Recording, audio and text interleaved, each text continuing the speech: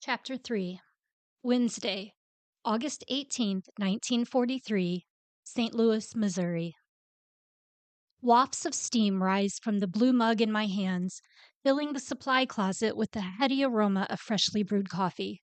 For the fourth day in a row, I found solace atop the crates of flour and beans as I enjoy my first cup of joe. I take a sip and sigh, thankful those little heaven-sent bags of coffee beans are no longer being rationed. With sugar becoming harder and harder to get, I'm also grateful I've always taken my coffee black. Rising before the sun is something I've done every day since we've moved to Colorado when I was 6 years old.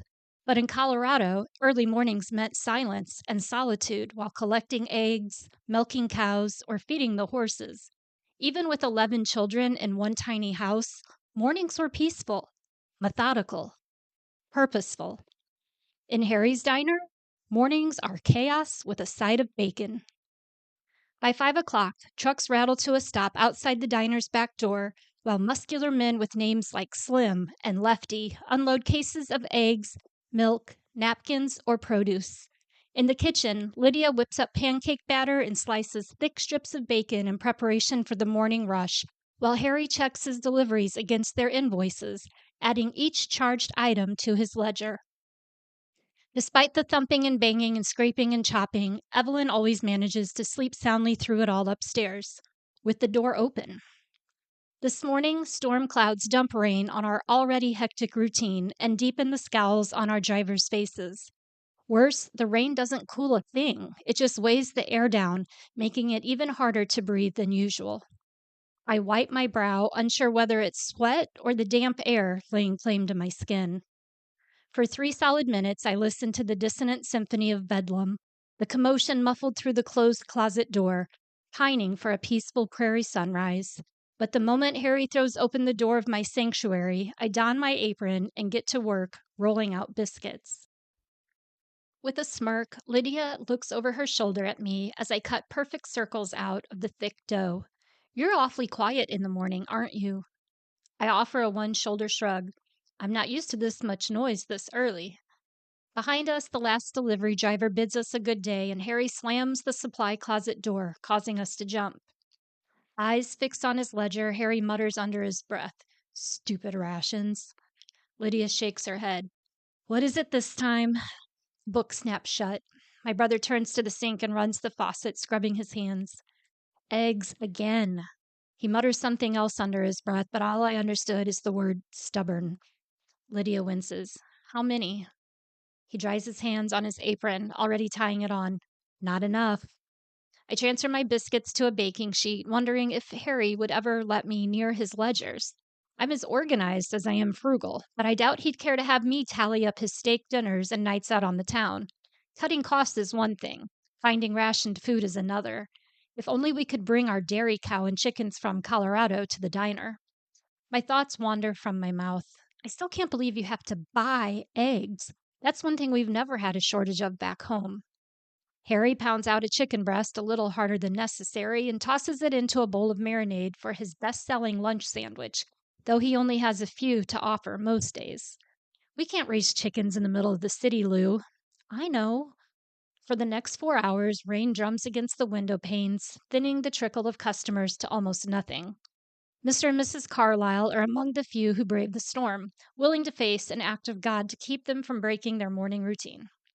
I fill their coffee cups, surprised by how quickly I've taken to them, like an aunt and uncle or older neighbors you always see at church. "You might want to wait here a while before you venture back out. The storm doesn't look like it's going to let up anytime soon." Behind me, the door flies open, and a gust of wind and rain shoves Dude inside, soaking my back. Removing his dripping hat and coat, his eyes rise to mine, and his expression tightens. "Louise, I'm so sorry." A shiver runs the length of my spine as rainwater soaks the back of my shirt. "It's all right. I'm just going to mop this up and grab us some towels." Dude looks at the puddles on the checkered tile floor. "I'll get the mop if you can get the towels." I nod and head up the stairs, where I find Evelyn curled up in a ball. I check my watch. 9 o'clock. With quiet movements, I step out of my wet trousers and slip off my blue button-up, exchanging them for a dry pair of high-waisted slacks and a white peasant-style blouse with flowers embroidered around the neckline. I check my reflection in the mirror, squeeze the water from my curls, and grab a towel from the small closet for Dude.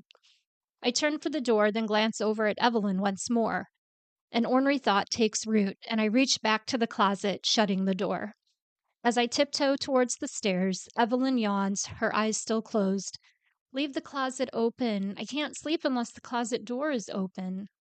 Gritting my teeth, I open the closet door, then shut it again, much harder than necessary, and stomp toward the stairs, slamming the door closed behind me. Everything all right? Dude's expression fades from concern to something more like approval as his gaze lands on my blouse. I feel my cheeks beginning to flush as I hand him the towel. Just the wind. Dude whistles a little tune while he dries off in the kitchen, and I pour him a cup of coffee, trying to get a tight rein on my burning cheeks. I hand him the cup and lean back against the counter. What are you doing here in the middle of the morning anyway? I'm not that we're not happy to see you. He takes a sip and sighs the same way I do with my first cup of the day. Lightning hit a transformer and knocked the power out on the whole block. McQuay Norris went dark. No lights, no machines, so they sent us home for an early lunch and told us to come back at 1. So you came here. It's more statement than question. So I came here. Harry plates a stack of pancakes for the only other customer in the diner, a rough-looking man at the counter, and turns to Dude with a laugh. You look like a drowned rat. Thanks. Here, let me find you a dry shirt. My suit trousers may be a bit long, but you could roll them up. Dude shakes his head. A dry shirt would be fine. He turns his attention back toward me. Quiet morning? Quiet? No. Between deliveries and this thunder, it's been rather loud. The little dimple returns to his left cheek. I meant, has the diner been empty? Quiet? Not busy? If my cheeks were pink before, they're scarlet now. Oh, of course, I knew what you meant. Harry comes down the stairs with a shirt gripped tightly in his fist. He practically throws it at Dude before turning his narrowed eyes to me. You shut the closet door and slammed the apartment door on Evelyn? Dude opens his mouth, then closes it. I'm just going to go change shirts. He hurries off to the washroom while Harry towers over me. Well? My shoulders slouch. Come on, Harry. The whole thing about her not being able to sleep with the doors closed is absurd. Not to her, it isn't. But she wasn't even asleep. Really, Lou? We're letting you live here for free. The least you can do is leave the doors open. Anger boils inside me like a kettle screaming on the stove. The least I can do? I'd say Evelyn is the one doing the least someone can do. It's 9 o'clock, Harry. You and I have already been working for 4 hours, and she's still in bed, pretending to sleep.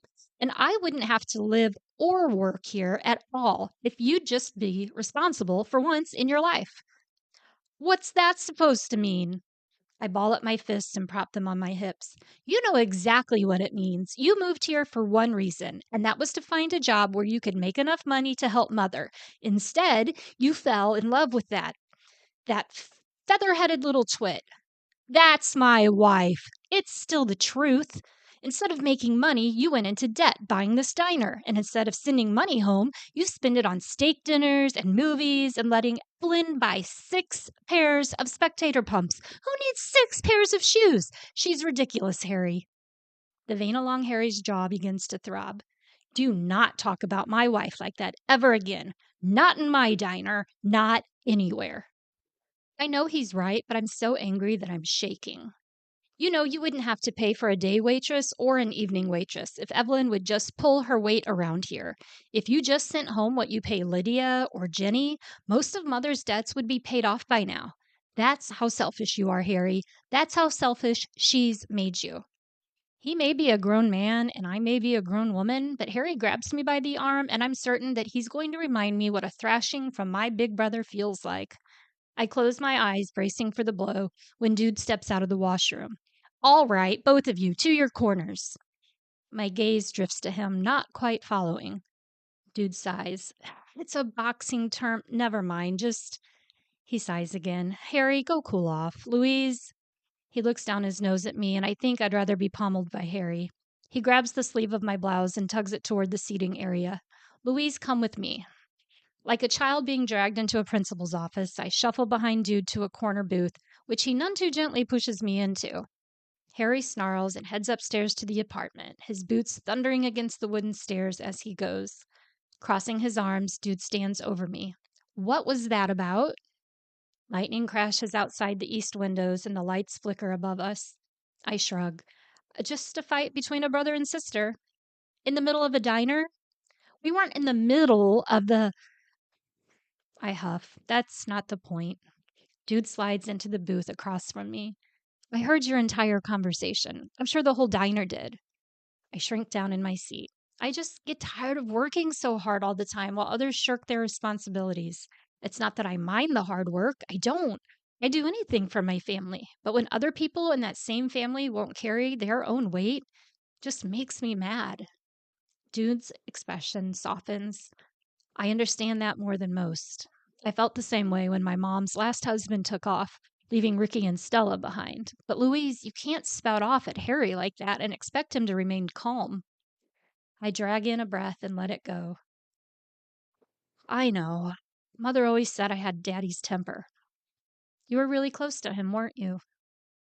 This isn't the lecture I was expecting. I fold my hands in my lap.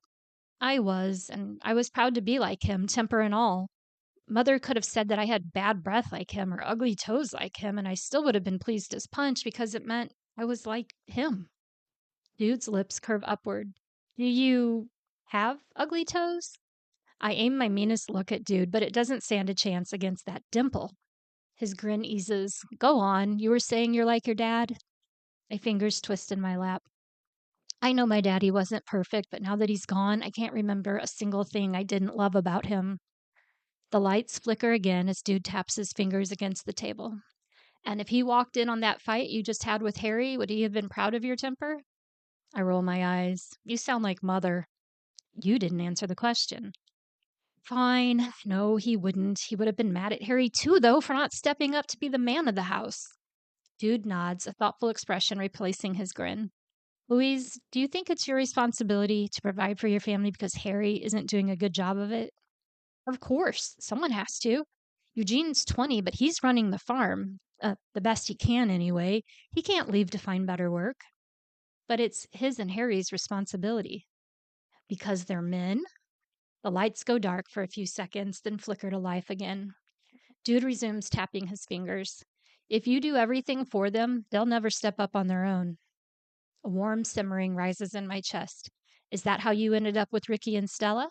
No, it isn't. You stepped up because your mother's husband didn't. My brain scrambles for my next argument as I wait for Dude to lash out at me, but he doesn't. Instead, he smiles. He's actually smiling at me. My breath hitches when his dimple appears. Blast that thing. What? Why are you smiling at me? Before I know it, I'm smiling back. Louise Coulter, I think you would argue with a fence post. I snort, then immediately cover my mouth with my hand and snort again. Before long, we're both laughing, and the Carlyles are smiling at us as we provide the morning entertainment for the diner. My eyes bounce to the lights overhead as they flicker again. You're right, I probably would argue with the fence post, but if it could argue back, that is. That's why I want to be a legal secretary. Well, an attorney, actually, but the world's not quite ready for that. The diner falls into complete darkness. Lightning flashes and thunder rumbles, and we're left in the dark. Dude looks around the diner and shrugs. I think you'd be an excellent attorney. You do? I smirk. You barely know me.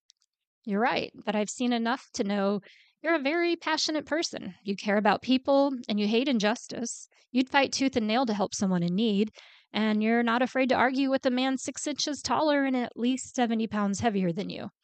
I can't stop the grin that tugs at my mouth. Harry's all bark and no bite.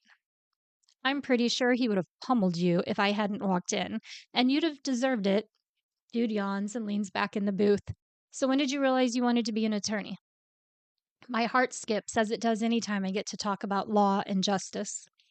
My uncle Babe was an attorney, Daddy's brother. He always wanted Daddy to go to law school with him so they could open their own firm, but Daddy was stubborn and wanted to farm. He was certain he could make more money from the land than Uncle Babe could lawyering, as he called it. My shoulders fall. He was wrong, of course. But Uncle Babe loved to travel, and when I was little, he brought us postcards from all over the world on his visits to the farm. He'd tell us stories about cases he'd won, and I couldn't get enough of it. A knowing smile touches Dude's lips. Not your typical bedtime story or fairy tale. I let out a short laugh. Not at all. And nobody else cared a lick. But I'd sit at Uncle Babe's feet and listen to every case he'd tell me about. When I was 10, he started bringing me the books he studied in law school. And by the time I got to high school, I was certain I wanted to work for a law office. I convinced my civics teacher, Mr. Sinclair, to help me start a debate team, and I won every match. Dude chuckles. I have no doubt you did. Thanks to Mr. Sinclair, I even had a job lined up in Denver as a legal secretary right out of school, but I take a ragged breath, twisting my fingers together as they rest on the table. But that didn't work out. Even in the darkness, Dude's eyes shimmer with something genuine, sincere. His chest rises and falls. I'm sorry you didn't get to pursue your dream, and I'm sorry that Harry hasn't done right by your family, but I'm not sorry you're here. You're not? I immediately want to kick myself. What kind of childish schoolgirl answer was that? Goading him into telling me more of his feelings. Louise Amelia Coulter, get a hold of yourself. Dude's hand reaches across the table and stills my nervous fidgeting. No, I'm not sorry that all of Harry's bad decisions resulted in you being here. You're an extraordinary person, Louise. A beautiful woman, a hard worker, a loyal sister, and with your permission, I'd love to take you out sometime.